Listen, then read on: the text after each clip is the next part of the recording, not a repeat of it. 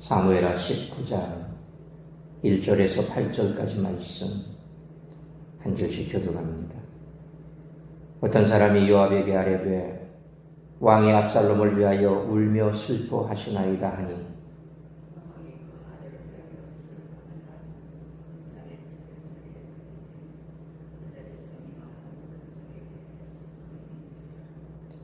그날의 백성들이 싸움에 쫓겨 부끄러워 도망함 같이 가만히 성읍으로 들어가니라.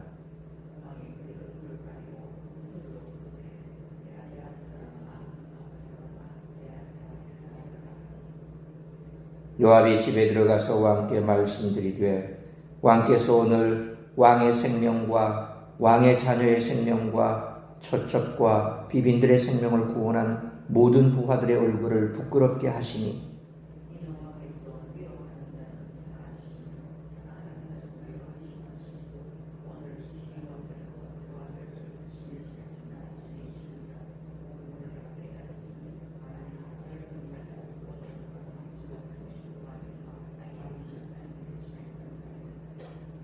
이제 곧 일어나 나아가 왕의 부하들의 마음을 위로하여 말씀하옵소서.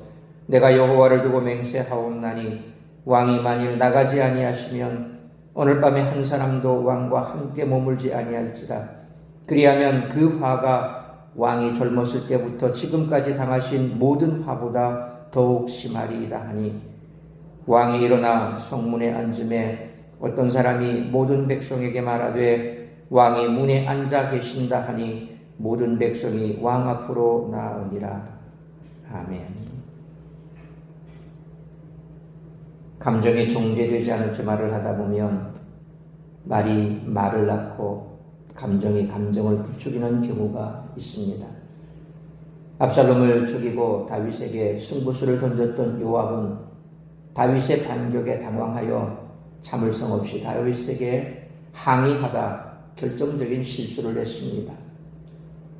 요압의 계획에 다윗은 압살롬의 죽음에 움츠러들고 요압에게 더욱 의지해야 했습니다. 그러나 다윗은 그렇게 호락호락하게 요압의 뜻대로 움직이지 않았습니다. 요압이 도착하기 전에 반란전압에 성공한 분위기를 왕자 죽음의 분위기로 전환시켜버렸습니다. 그래서 요압은 반란군을 지나가고 반란군의 수장이었던 압살롬을 제거했는데도 죄인이 되어버렸습니다. 이에 참지 못한 요압은 끝내 다윗 왕에게 대들었습니다. 그리고 지금 당장 군인들의 공을 기리고 위로하지 않으면 반기를 들 수 있다라고 으름장을 놓았습니다. 사무엘서에서 요압은 성격이 급하고 다혈질적인 그런 인물로 그려집니다. 이 장면에서도 그는 다윗이 아무 말도 하지 않았을 때 먼저 흥분해 성급하게 속내를 드러내고 말았습니다. 이제 저는 예전과 같은 관계로 돌아갈 수 없게 되어버렸습니다. 요압은 앞으로 계속 자신이 내뱉은 말 때문에 다윗의 눈치를 보아야 할 것입니다. 그리고 요압이 다윗에게 항의하던 말을 직접 들었거나 전해 들은 모든 사람이 요압의 행보를 주시할 것입니다. 요압은 이제 다윗 왕정의 가장 위협적인 인물이 되어버렸습니다. 요압이 선택할 수 있는 일은 죽은 듯이 조용히 살거나 자신이 내뱉은 말대로 다윗에게 정면으로 도전하는 길뿐입니다. 한번 내뱉은 말은 절대로 다시 주워 담을 수 없습니다. 그런 뜻에서 이 장면에서 말을 아끼는 다윗의 모습과 흥분하여 아무 말이나 내뱉는 요압의 모습은 뚜렷이 대조됩니다. 이제 독자들은 요압이 앞으로 어떻게 초신할지 궁금해지겠죠. 오늘 본문의 19장부터 이제 다윗의 회복에 관한 이야기입니다. 다윗의 가정에서 벌어진 각종 비극들은 모두 그의 범죄로 발생한 일로 그가 치러야 할 대가였습니다. 다윗은 이제야 하나님이 부과하신 죄값을 다 치른 셈입니다. 이제 그는 속히 고통을 토로하는 자리에서 벗어나 이스라엘의 왕좌를 바로 잡아야 했습니다. 이 역시 쉽지 않지만 자기 죄값을 치러야 했던 다윗이 피할 수 없는 일이었습니다. 따라서 이와 같은 오늘 본문의 말씀을 통해서 우리들이 깨달아야 할 것은 첫째로 1절로 3절 말씀처럼 하나님은 죄에 대해 심판하시되 죄인은 끝까지 사랑하신다는 것입니다. 전쟁에서 승리는 당시 사람들에게 무엇보다 기쁜 소식이었습니다. 하지만 다윗에게는 이번 승리가 전혀 기쁘지 않았습니다.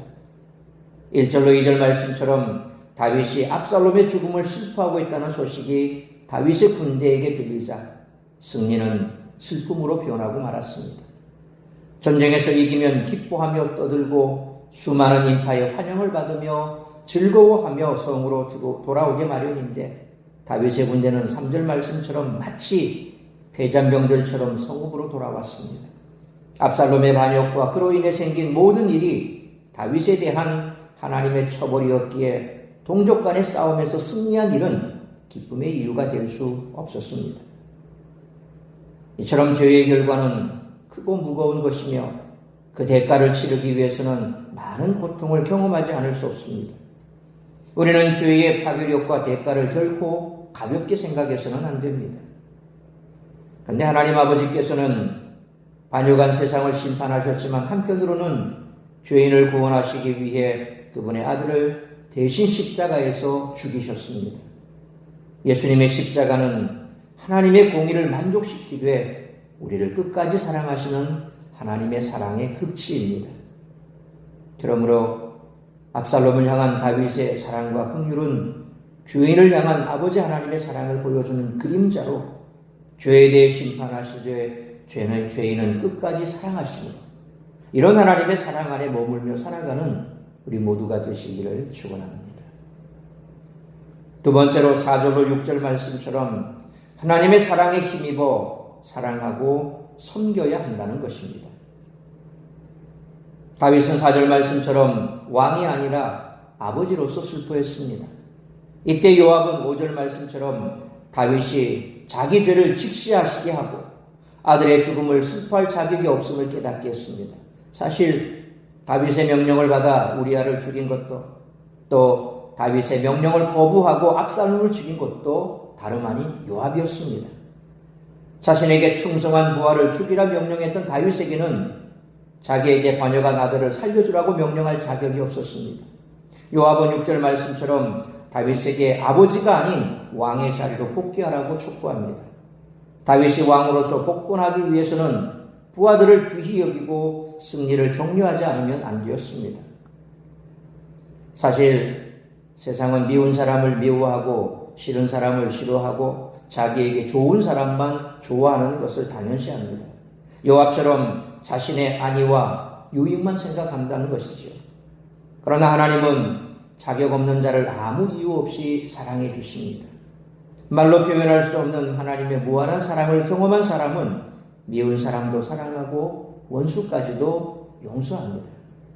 하나님의 사랑을 알지 못한다면 이와 같은 일은 결코 할 수 없습니다.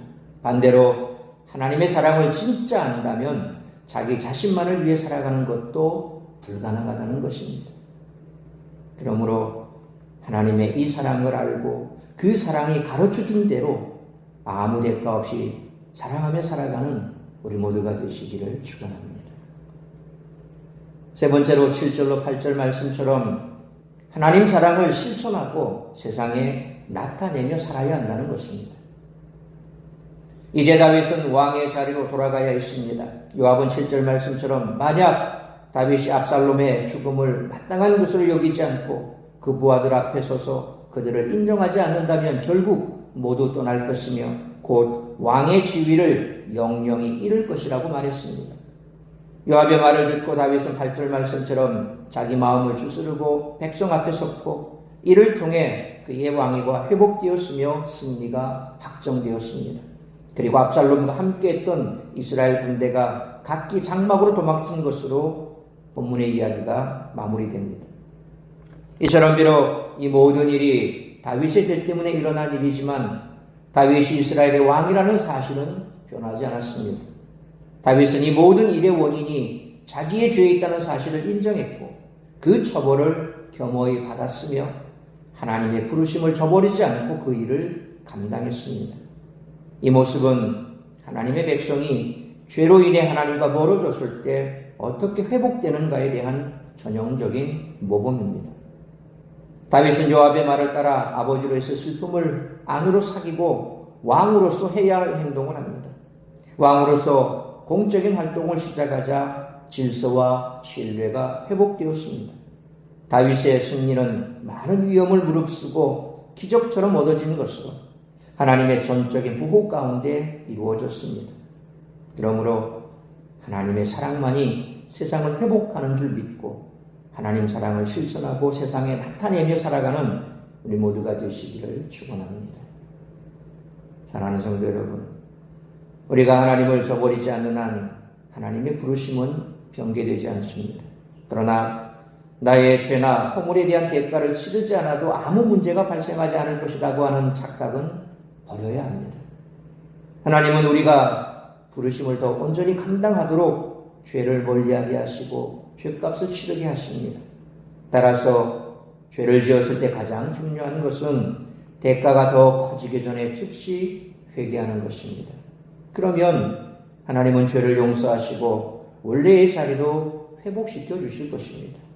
그러므로 하나님은 죄에 대해 심판하시되 죄인은 끝까지 사랑하심으로 이런 하나님의 사랑 안에 머물며 하나님의 이 사랑을 알고 그 사랑이 가르쳐준 대로 아무 대가 없이 사랑하며 사랑을 실천하고 세상에 나타내며 살아가는 우리 모두가 되시기를 주님의 이름으로 축원합니다. 기도하겠습니다. 거룩하신 아버지 하나님, 은혜와 사랑을 감사합니다. 오늘도 이 새벽을 깨워 말씀으로 예배로 하루를 시작하게 하시니 감사합니다. 오늘 주신 말씀 가슴에 새기며 우리가 회복되는 길은 마땅히 하나님 앞에 지었던 그 모든 죄를 자복하고 통회하고 회개하는 길밖에 없습니다. 우리의 죄를 대해서 하나님은 관용하고 용서하시고 그리고 품어주시지만 그러나 죄에 대한 대가는 반드시 치러야 한다는 사실을 또한 잊지 않아야 할 것입니다. 죄는 용서하되 또 그러나 그 죄인을 사랑하시되 끝까지 그 죄에 대한 대가는 치르게 하심으로 죄에 대한 위협이 얼마나 크고 강한 것인가에 대하여 우리가 알기를 원하시는 게 하나님 아버지의 마음인 줄 믿습니다. 그래서 하나님께서는 우리의 죄를 다 사하시기 위해 독생자라도 아낌없이 내어주셨고 그 대가를 대신 치르게 하셨던 것입니다. 그러므로 우리가 그 십자가의 공로가 함으로 하나님께서 우리를 사랑하시는 공의의 대가인 줄 깨닫고 죄는 멀리하되 죄인을 끝까지 사랑하시는 하나님의 사랑 안에 머물며 우리 또한 이처럼 죄인이었으나 우리를 사랑하셨던 하나님의 그 사랑을 세상 가운데 드러내고 나타내며 실천하는 삶을 살아가는 우리 모든 성도들이 되게 하여 주옵소서. 오늘도 나를 사랑하시되 이처럼 끝까지 사랑하시는 하나님의 사랑 안에 머물며 오늘도 나를 통하여 이루고자 하는 아버지의 뜻이 무엇인지 그 뜻을 이루어드리는 복된 한날의 삶을 살아가는 우리 모든 성도들의 삶이 될 수 있기를 간절히 빌고 소망합니다. 사랑하고 섬기고 세상 가운데 그 하나님의 사랑을 나타내는 우리 모든 성도들의 복된 하루의 삶이 될 수 있기를 간절히 빌고 소원하며 이 모든 말씀 우리 구주 예수 그리스도의 이름으로 기도하옵나이다. 아멘.